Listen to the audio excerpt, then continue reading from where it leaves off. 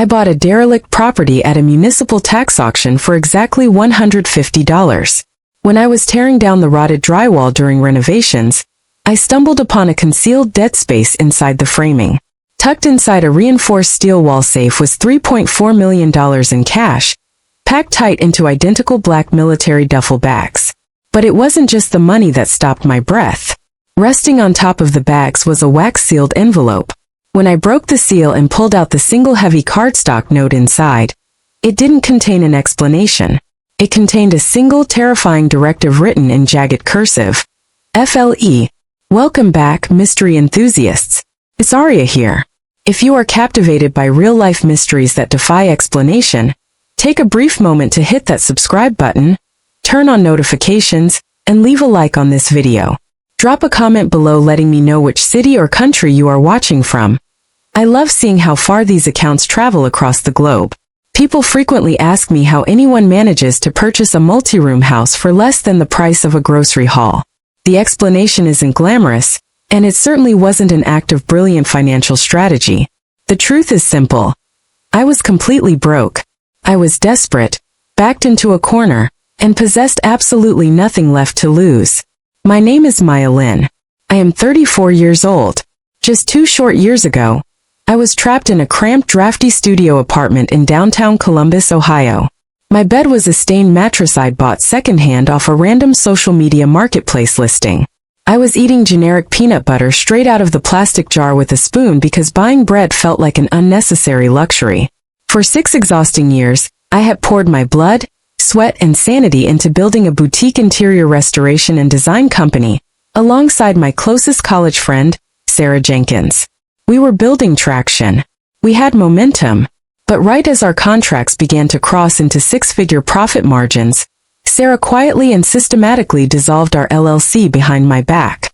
She walked away with our master client database, our exclusive regional vendor accounts, and the entire public reputation we had built side by side.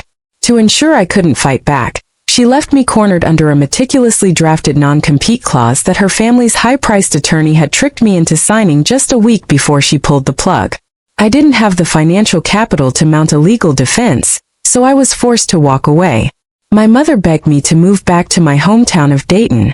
My sister inundated my inbox with low-paying administrative job openings. I kept telling them both that I was doing perfectly fine. I was lying. The county tax lien auction was something I stumbled across entirely by accident during a sleepless, late-night internet spiral at 2 in the morning. Municipalities regularly seize and liquidate properties when the registered owners entirely abandon their property tax obligations. Most of these structures are completely worthless. Toxic liabilities burdened by mold, structural failure, and endless zoning fines. But if someone is willing to gamble on a property that the rest of the market actively despises, the entry barrier can be shockingly non-existent. The listing at 712 Oak Ridge Lane in Blackwood, a fading industrial town located roughly 45 minutes outside the Columbus city limits, carried every single red flag imaginable. It was a 3-bedroom craftsman bungalow constructed in 1931. It had sat completely abandoned since 2019, when its last registered occupant, a reclusive older man named Arthur Vance, passed away inside the home without a will, a living trust, or any identifiable heirs. The county had been stuck with the title for years, watched it decay, and finally set the absolute minimum baseline bid at an arbitrary $150. On the chilly autumn morning of the digital auction, the timer ticked down to 0, and I discovered I was the only living soul who had placed a bid. I threw my basic toolkits into the back of my truck and drove out to inspect my new asset that very afternoon. It was mid-October. The towering maple trees lining Oak Ridge Lane were turning a brilliant, fiery orange. It was the only beautiful thing about the entire landscape. The house itself was an absolute wreck. The front porch structural beams had completely rotted through from water damage. The main bay windows were crudely boarded up with warped, waterlogged plywood. The front yard was a waist-high jungle of dead briars and aggressive sumac weeds clawing at the stone foundation. Yet, as someone trained in structural restoration, I could see the underlying integrity hidden beneath the decay. The roof line remained perfectly straight. The brick chimney showed no signs of shifting or cracking. The thick porch columns were solid, original oak. I stepped through the front door with a heavy-duty flashlight and a legal pad, exploring the dark, cold rooms. By the time I stepped back out into the crisp evening air, I had made my peace with the madness.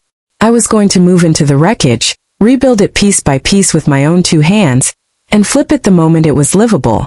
The initial 3 weeks of the demolition process were precisely what I anticipated: exhausting, filthy, and entirely unglamorous. I tore away damp, molded bathroom tile only to discover completely soft, rotted subflooring that required total replacement. I pulled away dated kitchen cabinetry and uncovered layers of antique wallpaper hiding original, near-flawless beadboard underneath. I spent an entire grueling weekend dragging a century's worth of accumulated junk out of the damp concrete basement. It was precisely halfway through the third week of work when I realized something was profoundly wrong with the geometry of the house. I was working along the primary interior wall of the formal dining room, the long partition that ran parallel to the central hallway. Following professional habit, I tapped my knuckles firmly against the plaster at regular intervals, checking for hollow anomalies that might hint at hidden water leaks or shifting structural studs. The far left side of the wall returned a crisp, expected acoustic ring. The far right side sounded identical, but there was a distinct section right in the center, roughly 4 feet wide, that sounded fundamentally dense. It wasn't the hollow resonance of empty drywall space, nor was it the sharp thud of a solid wood stud. It sounded completely insulated, as though a massive heavy mass had been deliberately packed tight inside the framework. I tried to rationalize it. I told myself it was probably just an old, non-functional chimney pipe, or an experimental layer of sound insulation installed by an eccentric previous owner. Old houses are notorious for bizarre architectural choices. I forced myself to ignore the anomaly for 3 full days. But the nagging curiosity refused to let me sleep. On the 4th morning, I retrieved my professional digital stud finder, calibrated it carefully, and ran it slowly across the questionable expanse of plaster. The digital display didn't report the typical readings of residential insulation. It indicated uniform high-density mass. Even stranger, the high-density reading broke away along a perfectly straight vertical seam approximately 6 feet tall and 2 feet wide on the left-hand side. It was the exact geometric footprint of a concealed doorway. I immediately powered off the device, walked out to my truck, and sat in the quiet cabin for a long time, staring at the front facade of the house through the glass. The autumn wind was ripping the final leaves from the maple trees, plastering them wet against the rotting porch steps.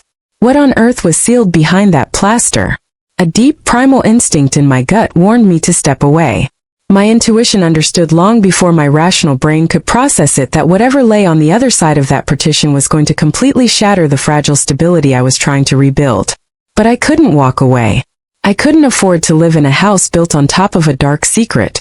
I marched back inside, gripped my heavy iron pry bar, found the vertical seam, and swung the hammer directly into the wall. The plaster shattered to reveal a reinforced steel door, wired directly into the home's main power grid. But what Maya found inside that hidden vault would turn her from an ordinary house flipper into the target of a dangerous regional conspiracy. Keep listening, because in the next part, the true history of 712 Oak Ridge Lane begins to unravel. The shattered plaster gave way to a heavy, custom-fabricated steel door, painted to match the interior studs. It took me 2 hours of careful leverage with a demolition bar to pop the locking mechanism. When the door finally swung inward on well-oiled hinges, it revealed a hidden room measuring roughly 8 feet by 6. The air inside was shockingly clean, smelling intensely of dry aromatic cedar, and the faint, distinct metallic tang of old copper coins. Overhead, a single unshaded light bulb was connected to a dedicated junction box that fed directly into the home's primary electrical panel. This wasn't a historical relic from the 1930s. Someone had spent significant money modernization and wiring this vault within the last 2 decades. The floor was poured concrete, swept completely free of dust, and there, stacked neatly against the far cedar wall in 12 identical, heavy-duty black nylon tactical bags, was a mountain of cash. I didn't attempt to count a single dollar that night. I literally couldn't. My knees went completely weak, and I slid down until I was sitting flat on the cold concrete floor. My back pressed hard against the metal doorframe, my heart hammering against my ribs at a terrifying pace. I simply stared at the silent row of bags. It was only when the initial shock subsided and I forced myself to stand up and systematically scan the rest of the small room that I noticed the shelf mounted to the right-hand wall at eye level. Resting on the wood was a plain, unmarked white envelope sealed with a thick drop of dark red wax. It bore no name, no address, and no identifying marks. My hand shook violently as I sliced the envelope open with my pocket knife. Inside was a single piece of heavy, unlined cardstock. Written across the center in dark, deliberate black ink was that single chilling word, FL. I didn't run. I want to make that distinction absolutely clear. In the frantic, paranoid days that followed, I would replay that moment 1,000 times in my head, questioning my sanity. But running requires you to understand exactly what force you are fleeing from. And at that moment I knew absolutely nothing. What I actually possessed was a valid deed to a house I had legally bought at a public auction, a room full of unexplained currency, and a cryptic warning from a man who was already dead. Abandoning the property felt like surrendering the only stroke of luck I had encountered in years before I even understood the rules of the game. But I didn't sleep a single wink that night either. I pushed the cut drywall panel back into place as securely as possible, bracing it firmly from the outside with a long piece of scrap 2x4 timber. Then I sat at the kitchen table under the flickering overhead light with a mug of black coffee that grew completely cold, watching the pitch-black window slowly transition into the flat, pale gray of a November dawn. I spent the morning auditing the meager information I possessed regarding Arthur Vance. It amounted to a complete void. He had passed away in 2019. He had lived an entirely invisible existence in this house for over a quarter of a century. The county probate investigators had found no records of living children, siblings, or former spouses. He was a ghost who had simply occupied space until his heart stopped. At 9 a.m., I drove directly to the Blackwood Public Library. I avoided the county courthouse and the local municipal offices because I wasn't ready to make my discovery a matter of public record. I desperately needed context, and context required quiet research. The head librarian, an elderly, meticulous woman named Mrs. Gable, assisted me in accessing the digitalized local newspaper microfiche archives without asking a single intrusive question about why a disheveled woman was demanding records from 2 decades prior. I spent 4 straight hours scouring 20 years of the Blackwood Chronicle. Arthur Vance's name surfaced in the local print media exactly twice. The first mention occurred in 2004. A tiny legal notice detailing a zoning variance request for a commercial warehouse property on Route 9. The applicant property was owned by a registered entity named Vance Properties LLC. The second mention appeared in 2017. A brief obituary for a local real estate broker named Marcus Sterling, who was identified as a lifelong resident of Blackwood and a longtime close business associate of Arthur Vance. Marcus Sterling. I noted the name down in my notebook, underlining it twice. Beneath that, I transcribed the name of the corporate attorney who had filed the original 2004 zoning paperwork. Bradley Thorne of Thorne & Associates, based out of the neighboring county seat of Grayfield.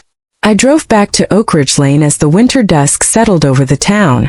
The bungalow looked entirely different to me now. It no longer felt like a simple, dilapidated construction project. It felt heavy, watchful, like a living entity holding its breath to keep a dark secret from spilling into the light. The next morning I resolved to count the currency. It took me over 7 hours of monotonous, agonizingly precise labor. I approached the task with the same strict methodical discipline I used when mapping out complex blueprints, because when your life spirals entirely out of your control, hyperfixating on precise numbers is the only way to keep panic at bay. I unzipped the tactical bags one by one, organizing the stacks of bills across the plywood kitchen table by denomination, counting every individual stack twice before entering the figure into my ledger. When I finally totaled the columns, the final figure was staggering: $3,400,000. I sat staring at that final number until my eyes blurred. $3.4 million hidden inside a dead space wall, purchased legally for less than a week's worth of groceries, from a county government that had absolutely no inkling of its existence. Legally, I knew the terrain was treacherous. The real estate transaction was entirely legitimate. I owned the physical structure and everything permanently affixed or contained within its boundaries. But that legal protection existed only if the cash was legitimate capital. If that money was the direct yield of organized crime, Federal asset forfeiture laws would instantly strip me of everything and potentially land me in a federal holding cell. The wax-sealed note told me to FLE, which meant Arthur Vance knew someone was hunting for this stockpile. And in my experience, massive piles of untraceable cash always have very dangerous people attached to them. I knew I needed immediate legal counsel, but I absolutely could not contact Bradley Thorne. He was hardwired into Vance's past. I needed an outsider. Someone completely detached from the local political machine of Blackwood and Grayfield. I also realized that the absolute second I breathed a word of this to a living soul, even my family, the situation would become an irreversible reality. I granted myself exactly 72 hours to build an airtight operational strategy before making a single chess move. My plan was straightforward. Step 1. Create an undeniable, time-stamped independent legal record of the discovery to protect myself from accusations of theft. Step 2. Retain an elite property and estate attorney outside the county jurisdiction. Step 3. File a formal discovery report with law enforcement before anyone else realized the vault had been breached. What my meticulous strategy failed to calculate, however, was that someone was already sitting in the shadows monitoring the house. I retained an attorney named Helena Vance, no relation to Arthur, a sharp, no-nonsense specialist operating out of a corporate firm in Westerville, who focused on complex probate disputes and high-value non-standard property assets. I called her cell phone from the cab of my truck, parked 3 miles away from Oak Ridge Lane in a deserted supermarket parking lot, because I had developed a paranoid conviction that the very plaster walls of the bungalow were bugged. I laid out the facts chronologically for 20 minutes without pausing for breath. When I finally stopped speaking, a long, heavy silence stretched over the line. "Maya," Helena said, her voice dropping an octave, "are you currently safe inside that house?" "I think so," I stammered. "Listen to me very carefully," Helena ordered. "Do not touch those bags again. Do not transfer a single dollar to a bank, and do not tell a single friend. Drive to my office first thing tomorrow morning." Helena's warning was justified. Less than 12 hours after that phone call, a shadowy figure made the first move to reclaim the millions, and Maya received an anonymous message that proved she was being watched from the tree lines. Stick around because the stakes turn lethal in part 3. The following morning, I sat across from Helena Vance in her sleek, glass-walled conference room. She reviewed my notes, her pen flying across a legal pad, her face locked in the intense expression of a seasoned specialist performing emergency battlefield triage. "Here is the brutal reality of your situation, Maya," she explained, leaning forward. "Because you acquired the property through a clean, fully executed public tax foreclosure auction, you possess a remarkably powerful baseline claim to the absolute contents of the estate. However, if that currency is explicitly tied to ongoing criminal enterprises, the state can initiate immediate asset seizure. Your primary shield right now is transparency. We must establish an official paper trail proving you acted in absolute good faith the moment you realized what you had uncovered." Under Helena's direct supervision, I drove straight to the Blackwood County Sheriff's Department that afternoon to submit a formal asset discovery affidavit. The front desk deputy who took my initial intake form looked utterly bewildered by the scale of the disclosure. He immediately abandoned his desk, made 2 frantic phone calls, and within 10 minutes, I was escorted into the private office of Sheriff Dale Pruitt, a broad-shouldered, stone-faced lawman in his late 50s whose calm, deliberate demeanor instantly settled my frazzled nerves. Sheriff Pruitt took the affidavit completely seriously. He personally accompanied me back to Oak Ridge Lane along with a senior forensics deputy. Over the course of 3 quiet hours, they systematically documented the secret cedar room, photographed the 12 tactical duffel bags, and logged a randomized sample of 20 bill serial numbers into their state database. As the forensics deputy was packing up his camera gear, Sheriff Pruitt stood in the center of the narrow vault, running his thumb along the edge of the steel doorframe. He let out a low, grim whistle. "You want to know something highly unsettling, Ms. Lynn?" the sheriff said, turning his cold gray eyes toward me. "Back in late 2018, roughly 6 months before Arthur Vance passed away, our dispatch logged an anonymous tip regarding this exact coordinates. A caller claimed a massive cache of unregistered illicit capital was being moved into this structure. My deputies came out, conducted a basic knock-and-talk inspection, found Arthur living like a standard hermit, and cleared the file. It looks like my men didn't tap the dining room walls hard enough. Think about the terrifying implications of that timeline. Someone other than Arthur Vance knew about the cash as early as 2018. Someone had tried to weaponize the police department to seize it or force Arthur's hand. And it hadn't worked because Arthur had built the vault too well.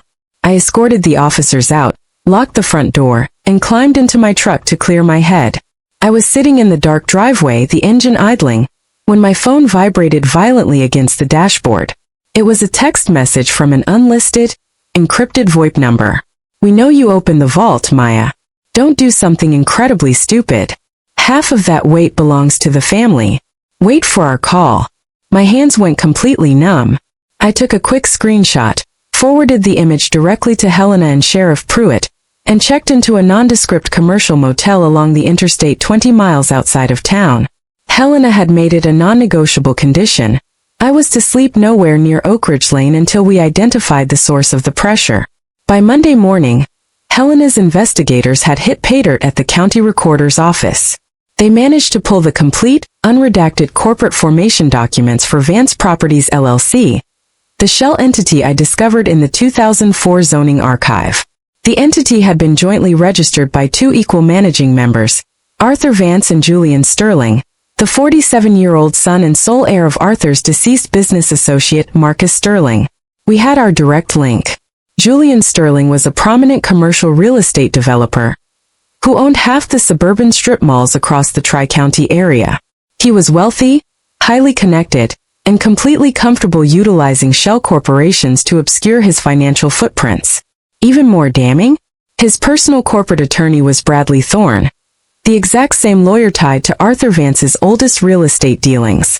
My internal compass had been spot on. The network was entirely interconnected, and they had been waiting for the tax title to clear so they could quietly reclaim the house. My $150 auction bid had completely blindsided their entire operation. Helena acted with terrifying speed.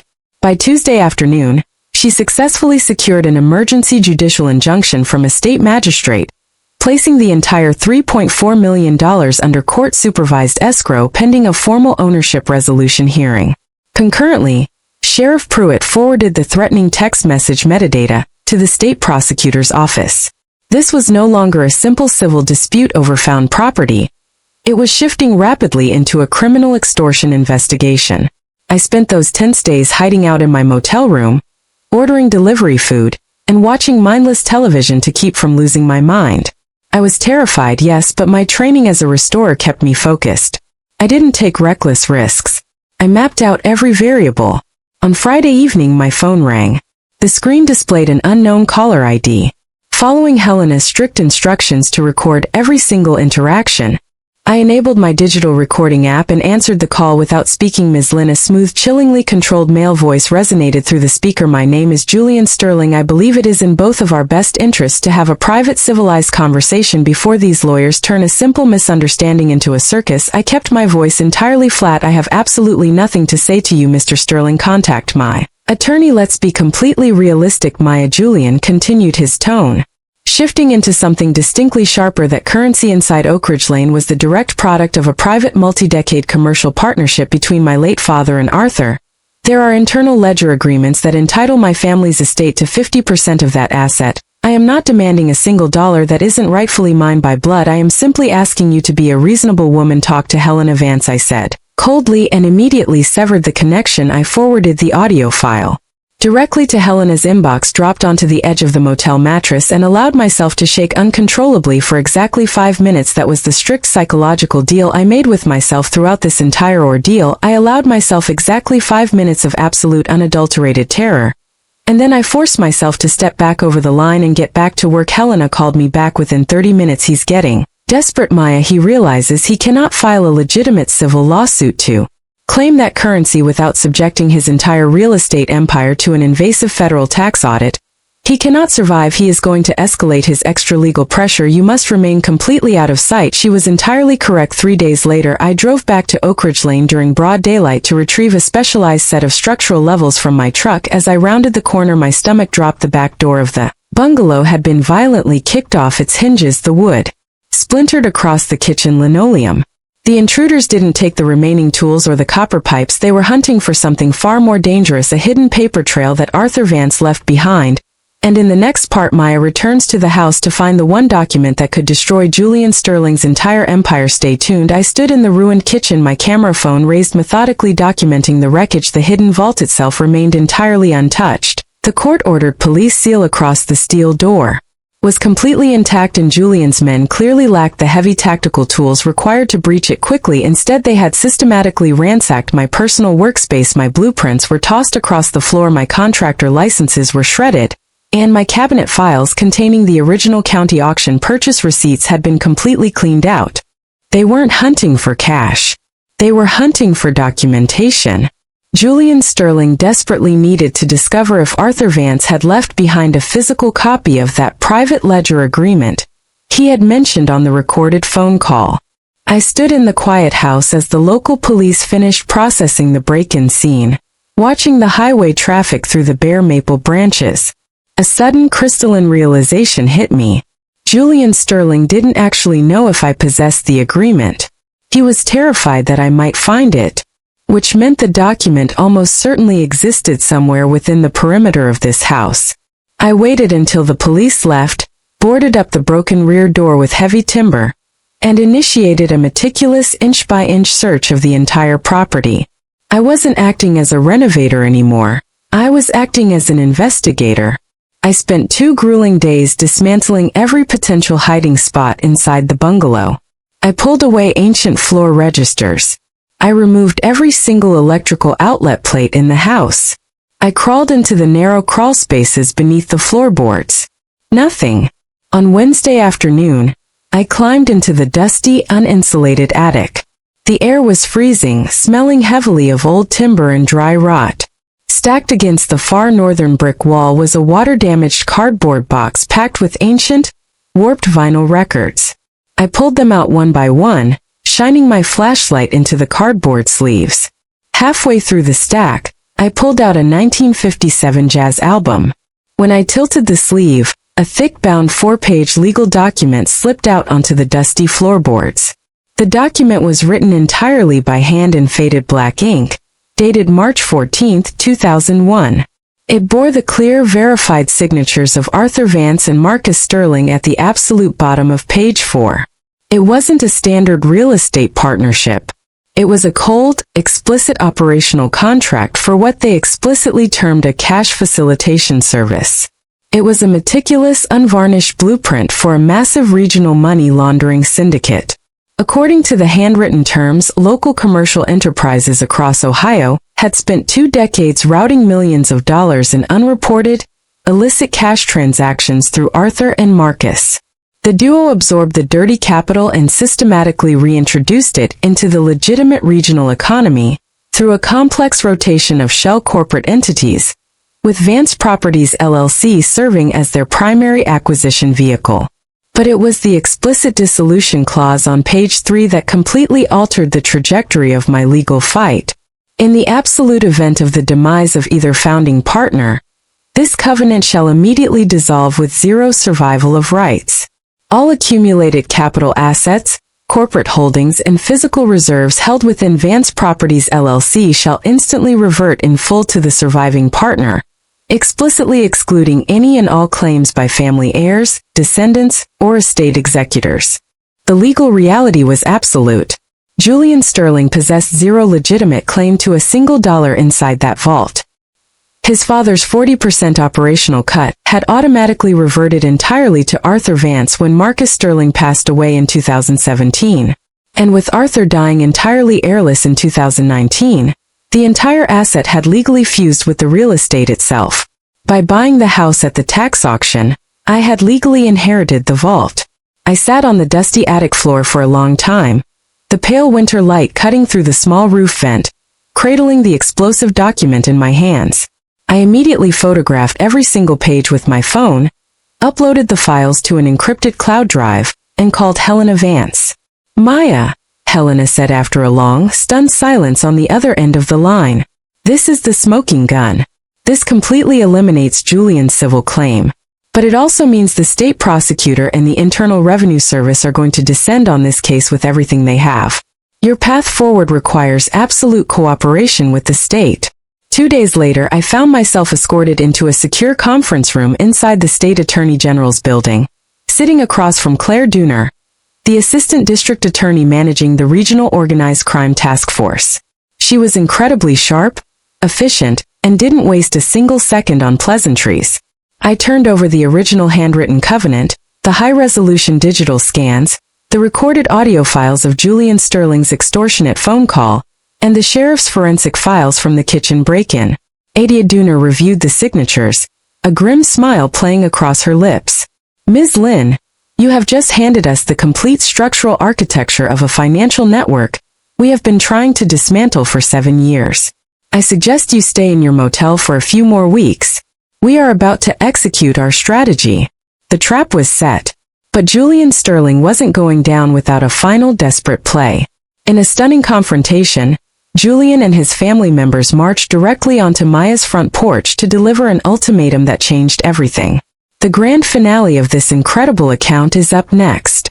I moved back into 712 Oak Ridge Lane exactly 2 weeks after my meeting with the Assistant District Attorney. Helena Vance confirmed that the judicial injunction was completely airtight, and the physical $3.4 million had been safely extracted by federal marshals and transferred into a highly secure, court-supervised banking escrow account. The physical structure was safe, and life, in its remarkably mundane way, began to reassert itself alongside the extraordinary chaos. I went right back to work on the restoration.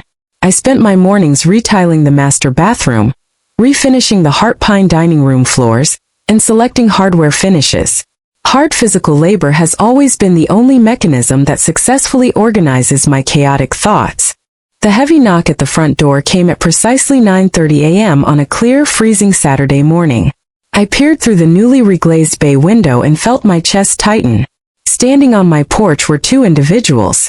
One was the man whose face I had memorized from corporate filings, Julian Sterling. He was tall, impeccably tailored, and maintained the absolute composure of a man who had rehearsed this interaction 100 times in a mirror. Standing beside him was an elegant, stone-faced older woman in a heavy mink coat, his aunt Gloria Sterling, the surviving sister of Marcus Sterling. I opened the heavy oak door but stood firmly in the center of the threshold, keeping the security chain fully engaged. "Can I help you?" "Ms. Lynn," Julian said, offering a practiced, highly disarming smile. "I apologize profusely for arriving entirely unannounced. This is my Aunt Gloria. She was exceptionally close to Arthur Vance during his final years. We drove out here in person to completely clear the air. We feel this entire situation has become tragically adversarial due to overzealous lawyers." Gloria Sterling stepped forward, her face locking into an expression of profound manufactured sorrow. "My late brother would be absolutely heartbroken to see his life's work handled with such hostility, Maya. He and Arthur were brothers in all but blood for 30 years. They built everything together." I remained entirely silent. I have learned through bitter professional experience that when aggressive people are trying to manipulate you, dead silence is a far more devastating weapon than any verbal defense. Julian's smile faltered slightly at my silence, his voice dropping into a highly modulated, reasonable tone. "The reality is simple, Maya. My father invested significant sweat equity into that partnership. The asset inside this structure was the direct result of his personal sacrifice. Now, legally, I recognize the framework is incredibly murky, but morally..." He spread his manicured hands open in an appeal to shared ethics. "Surely you can see that the honorable path is to reach an equitable private settlement between civilized people. Morally, the universal word utilized by powerful men, when they realize the law has completely abandoned them. We aren't looking to strip you of everything, dear," Gloria added, stepping closer, her tone dripping with artificial warmth. "A simple third. That is all the family asks. A quiet, unpublicized private transfer. We dissolve all pending legal actions, eliminate the stress on both sides, and everyone moves forward. You keep this lovely house. You keep the clear majority of the capital, and we all leave this nightmare behind." I looked at them both for a long, quiet moment, letting the cold winter wind whip through the open door. "Do you know what I find genuinely fascinating from a moral perspective, Mr. Sterling?" I said, my voice coming out completely steady, cold and clear. You are standing on my porch offering me a civilized third, on the exact same week that your personal attorney, Bradley Thorne, filed a desperate motion to have Arthur's handwritten partnership agreement completely barred from evidence on the grounds of attorney-client privilege. The practiced composure on Julian's face completely evaporated. His jaw tightened, a sharp, dangerous glint surfacing in his eyes.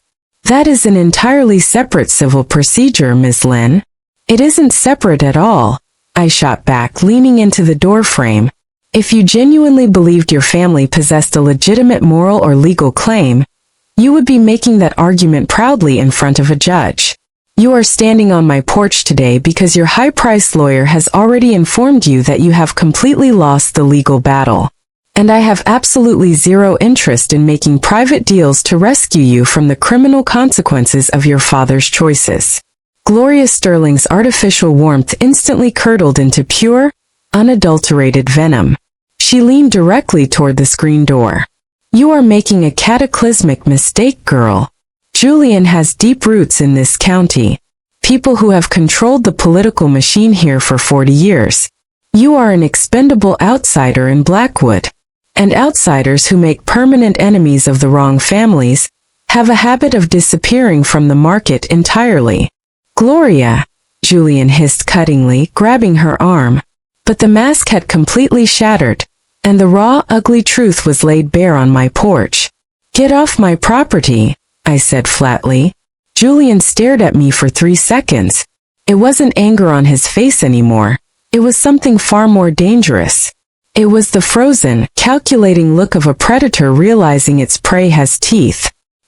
He gave a single, rigid nod, turned on his heel, and escorted his aunt back to their luxury silver sedan before tearing down Oak Ridge Lane.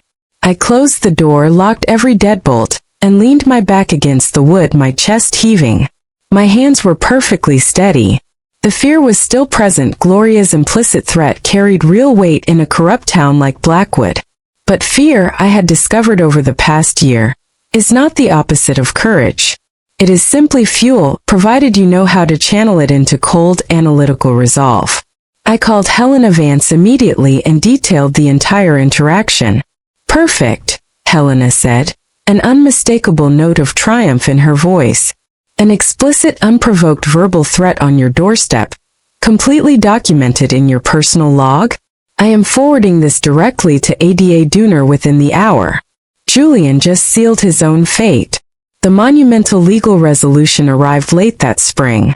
Thanks to the handwritten ledger I uncovered, the state prosecutor's office systematically dismantled Julian Sterling's entire operation. When Helena Vance called me to read the final judicial determination aloud, I sat in the cab of my truck in her office parking lot and let out a completely incoherent sob of pure relief. You earned every single cent of it, Maya, Helena told me softly. You stood your ground when an entire machine tried to break you. I spent the rest of the afternoon watching the early summer light cut through the lush green maple leaves outside. I thought about the long, terrifying journey. The lonely motel rooms, the shattered plaster, the freezing attic, and Julian Sterling's frozen face. I thought about Arthur Vance's wax-sealed envelope, and that single desperate word, FL. Arthur had spent his entire existence accumulating wealth through illicit means, only to realize at the end of his life that his millions had become an inescapable cage. He left that note as a raw human warning to whoever breached his vault. Don't let this trap you the way it trapped me. I hadn't run. But I hadn't allowed the greed or the terror to warp my integrity either.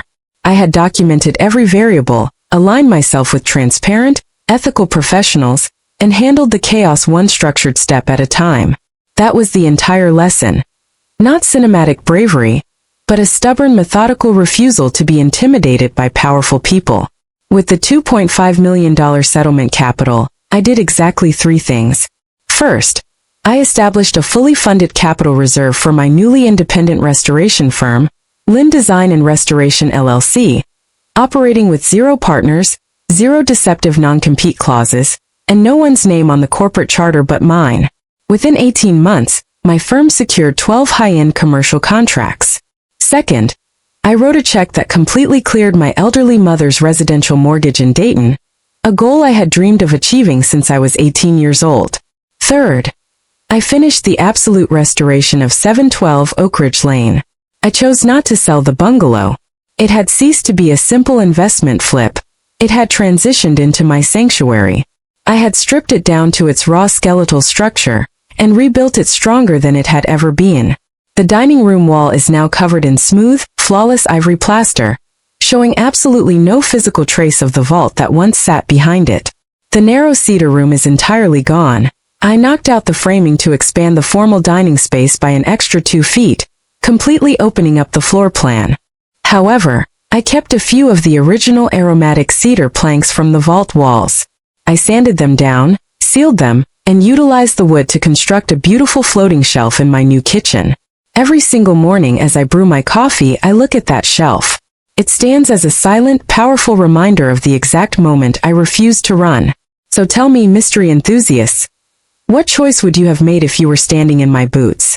If you broke open a wall in a $100 house and found yourself staring at $3.4 million and a warning note to flee, what would you have done?